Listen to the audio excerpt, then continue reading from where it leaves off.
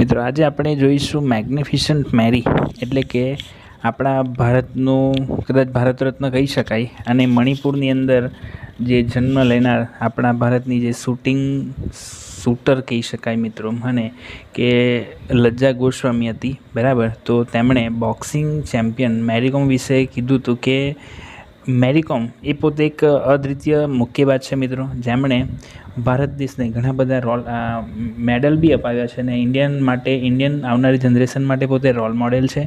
અને એમણે આજે પણ આપણે જ્યારે ભણીએ છીએ ત્યારે પણ ભારતને ઘણા બધા મેડલ બી અપાવ્યા છે અને આવનાર જનરેશનની ઇન્સ્પિરેશન છે મિત્રો, કે એક એવી શખ્સિયત કે જેમણે ભારત દેશનું નામ ખૂબ જ ઊંચાઈ પર લઈ ગઈ છે. Mary Kom is a leading woman boxer in India. ભારતની એક આગળ પડતી મુક્કેબાજ છે. She is one of the pioneer woman boxing in India, કે ભારતીય મહિલા મુક્કેબાજીનો આરંભ કરનારી તે છે. As a sport person she has achieve a huge success. એક ખેલાડી તરીકે તેણે ઘણી બધી સફળતા મેળવી છે. માંગટી ચુંગનેઇજંગ મેરીકોમ એનું નામ છે મિત્રો. 1 માર્ચ 1983 એનો જન્મ થયો છે.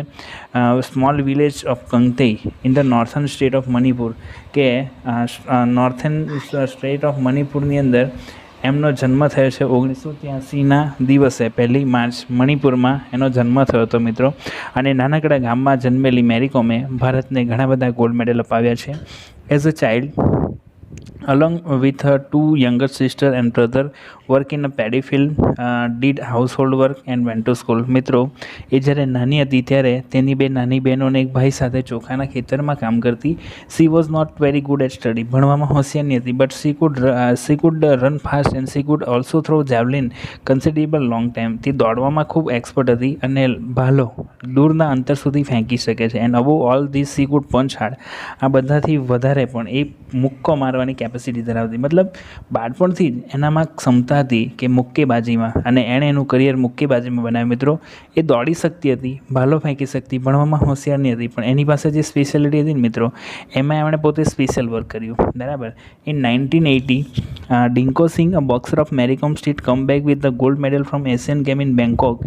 His warm welcome and grand felicitation of the state Manipur impress the teenager athlete Mary. As a result she formally decide to become a career બરાબર બોક્સર. કે 1998માં જે એના રાજ્યનો મુક્કેબાજ હતો ડિંકો સિંઘે બેંકોકમાં યોજાયેલી એશિયન રમતોત્સવમાં સુવર્ણ પદક મેળવ્યો અને મણિપુર રાજ્યમાં તેનું સ્વાગત થયું. એનો અભિવાદન સમારંભ જોઈને એ જે છોકરી હતી એના મનમાં થયું કે મારે પણ મુક્કેબાજીમાં જવું છે. She rush to the sport authority of India centre Imphal meet Narsingh Singh, અને કે ત્યાં નરજીત સિંહને મળે છે. Who coach male boxer initially denied train Mary because short fragile physical structure. એને નરજીત સિંહને મળી પણ નરજીત સિંહે ના પાડી, કારણ કે એ પોતે એને તાલીમ ન આપી શકે, કારણ કે મેલ લોકોને તાલીમ આપતો હતો. When came out of the centre late evening, એ દિવસે એને મળવા જાય છે અને જે દિવસે એને મળે છે તો સાંજના સમય સુધી પોતે ટ્રેનિંગ આપતો હોય. એ જુએ છે કે she was still standing and weeping. તેણી પોતે ત્યાં ઊભી હતી અને રડતી હતી. ધીસ ટાઈપ ઓફ ઈગરનેસ, એણે આવા પ્રકારની ઈગરનેસ એને નરજીત સિંહની લાઈફમાં ક્યારે નથી જોઈ. Toward game to the change Narjit Singh mind. Narjit સિંહનું જે માઇન્ડ હતું મિત્રો એ બદલાઈ ગયું અને he agreed to train her. એણે એવું કીધું કે હું તને તાલીમ આપીશ. મતલબ એને ના પાડીને ત્યાંથી ભાગી નહીં ગઈ. સાંજ સુધી ઊભી રહીને પ્રતીક્ષા કરીને રડે છે અને ત્યાર પછી એણે ઘણા બધા રાષ્ટ્રીય અને આંતરરાષ્ટ્રીય ખિતાબ ભારત દેશના અપાવ્યા. પાછું વળીને ક્યારે જોયું નથી. લુક બેક અને નેવર લુક બેક મિત્રો. Her career as a boxer started in year 2000. 2000ની સાલમાં એનું કરિયર શરૂ થયું મિત્રો. મણિપુર સ્ટેટ વુમન ચેમ્પિયનશિપમાં પોતે આગળ આવી મિત્રો, અને એની શરૂઆત થઈ પહેલી વખત એમણે એ જીતી હતી. Then she never inform her parent. એના મમ્મી પપ્પાને ખબર નહીં હતી. Mary Kom her training as a boxer. Her father saw her photography in the local newspaper. એ જ્યારે 2000માં ચેમ્પિયનશિપ જીતીને તેને પપ્પાએ એનો ફોટો પેપરમાં જોયો અને હી સિરિયસલી સ્કોલ્ડેડ એન્ડ ફાધરને ખીજવાયા because he believe that it would be difficult for find a match for her. કારણ કે એને એવું લાગતું હતું કે જો પોતે બોક્સિંગમાં કરિયર બનાવશે તો એના માટે આપણે લાઈફ પાર્ટનર શોધવા એના માટે ડિફિકલ્ટ બની જશે. એટલા માટેના ફાધર એને ખીજવાય છે અને બોક્સિંગ છોડવા માટેની સલાહ આપે છે. With a great difficulty. મિત્રો એમણે બહુ મહામહેનતે manage to convince her father, એના ફાધરને સમજાવ્યા. Explains different between the amateur professional boxing and told him the rule and regulation of the amateur boxing. મિત્રો એણે સમજાવ્યું કે WWE અને બોક્સિંગ બંનેમાં ફરક છે, બરાબર. If there is an injury the referee stop the game, બરાબર. જો ઇન્જરી થાય તો તરત જ એને અટકાવી દેવામાં આવે છે અને ત્યાંથી રમતને બંધ કરી દેવામાં આવે છે. અને ત્યાર પછી એના ફેમિલીના જે લોકો હતા એમણે સપોર્ટ કર્યો અને being a woman she had struggle lot. મિત્રો એમણે ખાલી કારકિર્દીની અંદર પોતે એક લેડી હતી અને લેડી હોવાને કારણે એમણે ઘણી બધી મુશ્કેલીઓનો એમણે સામનો કરેલો છે. મિત્રો એ એની બાયોગ્રાફીમાં પણ કહે છે કે ખાલી 2 કે 3 કલાકની તાલીમ લેવા માટે 4 થી 5 કલાક એ બસમાં જતી અને અડધો કલાક એને તાલીમ મળતી. એવી ઘણી બધી વાતો એણે આપણી સાથે શેર કરી છે.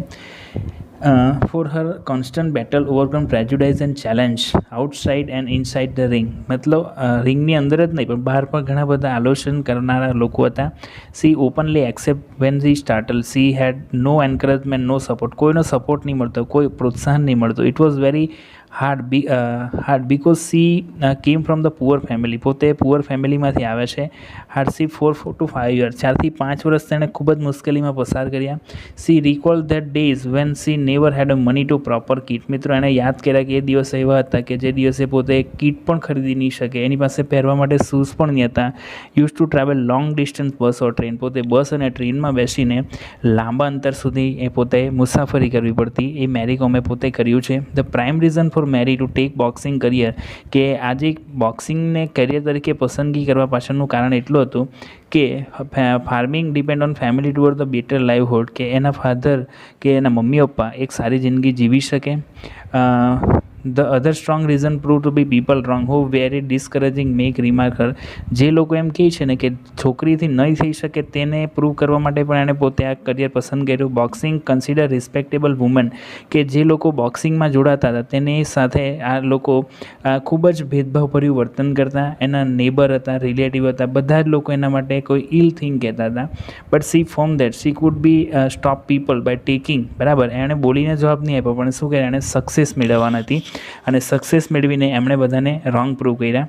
ગ્રેજ્યુઅલી હેડ હાર્ડવર્ક બ્રોડ બ્રિલિયન્ટ સક્સેસ. મિત્રો જેમ જેમ આગળ વધતી ગઈ તેમ તેમ એને નેશનલ લેવલ, ઇન્ટરનેશનલ લેવલની અંદર પણ એને સારું પરફોર્મ કર્યું છે. અહીં આપણને થોડી વાતો આપેલી છે. She become a world champion not at once but 5 time in a row. મિત્રો એક જ વાર નહીં, 5 વખત સાથે સતત 5 વખત પોતે ચેમ્પિયન બની છે.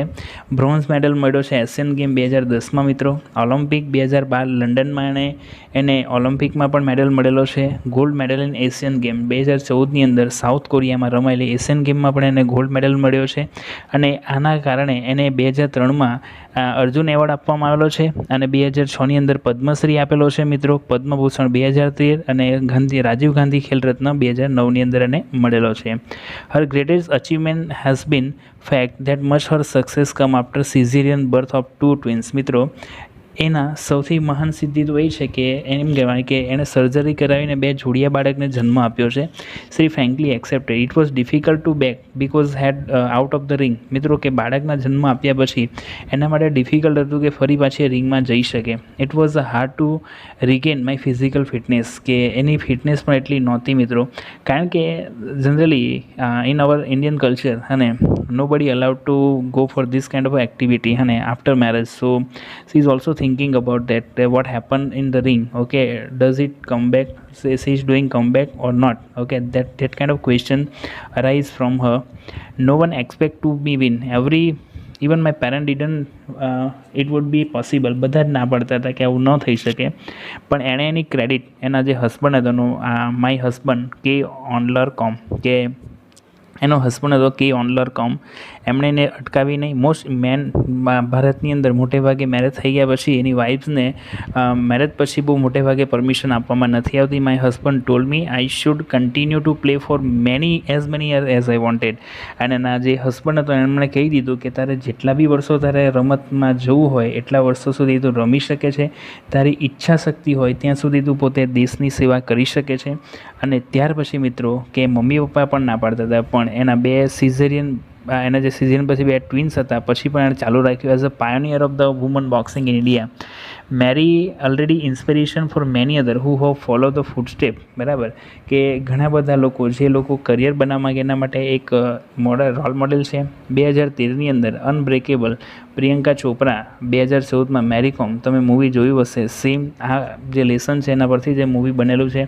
Those who are struggling hard to progress in the life, magnificent Mary, કે જેમણે એના જીવનમાં ખૂબ જ પરિશ્રમ કર્યો મિત્રો. As she know is a determined to overcome any obstacle that come in the every even today. આજે પણ એ પોતે સ્ટ્રગલ કરે છે. અને આપણે જ્યારે અત્યારે ભણીએ છીએ મિત્રો, અત્યારે પણ ભારત દેશને રિસન્ટમાં ગોલ્ડ મેડલ અપાવનાર છે મેરી કોમ, કે વ્યક્તિ પોતે ગમે ત્યારે સક્સેસ મેળવી શકે. For her achievement and future scope says I am very proud because I have done something for India. મને ગર્વ છે કે મેં મારા દેશ માટે કંઈ કર્યું મિત્રો. આ એક બહુ મોટો પ્રાઉડ છે કે and I can achieve more and more future that I will be it will be great. બરાબર, કે હું ભવિષ્યમાં પણ કહીશ I am working hard and getting training with full focus. હું મહેનત કરીશ અને ટ્રેનિંગ પર ધ્યાન આપીશ. Of course I miss my family, મારા ચિલ્ડ્રન, મારા બાળકોને હું મિસ કરું છું.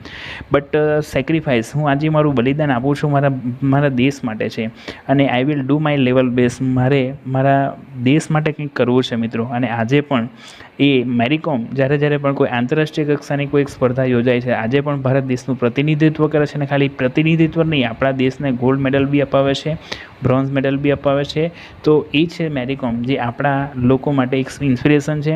એનો સંઘર્ષ એને ત્યાં સુધી લાવ્યો મિત્રો, પણ એની અંદર એક ડિટર્મિનેશન, દૃઢ નિશ્ચય શક્તિ હતી કે મારે કરવું છે, અને એ પોતે કરી ગયા મિત્રો. તો આની પાસેથી આપણે પણ શીખી શકીએ કે મહેનત કરે ને મિત્રો તો બધાને બધું મળતું હોય છે. Thank you for listening me. Thank you so